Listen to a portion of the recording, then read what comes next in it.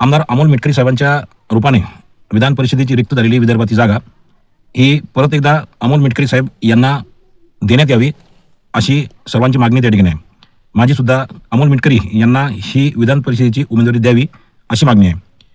परंतु अमरावती खोडके साहेब आणि मागील वेळेस अकोला जिल्ह्याला अमोल मिटकरी साहेब यांच्या माध्यमातून विधान परिषदेची उमेदवारी दिली गेली होती. त्याचबरोबर वाशिम जिल्ह्याला भावनाताई गवळी यांच्या माध्यमातून विधान परिषदेची महायुतीतून उमेदवारी दिली गेली आहे. शिंदखेड राजा मतदारसंघामध्ये पक्षाचे आमदार मनोज कायंदेदादा त्या ठिकाणी पक्षाचं चांगलं काम करत आहेत. खामगावमध्ये त्या ठिकाणी सनंदा साहेब काम करतात आणि जिल्ह्याचे कर्तव्यदक्ष जिल्हा प्रमुख माननीय नाजीर काजी साहेब हे सुद्धा बुलढाणा जिल्ह्यामध्ये राष्ट्रवादी काँग्रेस पार्टीचं चांगलं काम त्या ठिकाणी करतायत.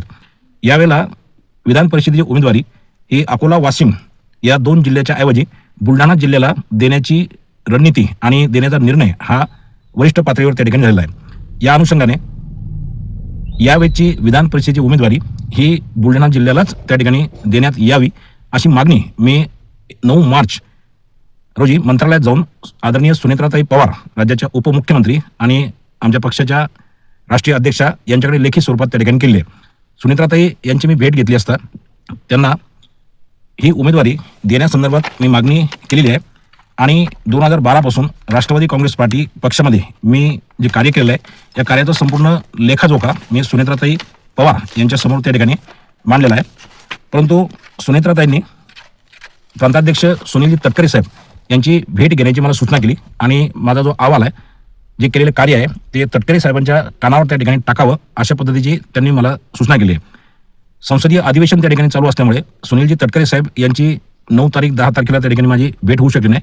परंतु येत्या रविवारला सुनीलजी तटकरे साहेब यांच्याकडे मी विधान परिषदेच्या उमेदवारीच्या संदर्भात त्या ठिकाणी भेट घेणार आहे आणि येत्या रविवारला ही जी उमेदवारी आहे ही बुलढाणा जिल्ह्यालाच द्यावी नव्हे तर मेहकर तालुक्यामध्ये त्या ठिकाणी ही उमेदवारी देण्यात यावी आणि ही उमेदवारी माझ्यासारख्या सर्वसामान्य कार्यकर्त्याला त्या ठिकाणी द्यावी अशी विनंती मी करणार आहे.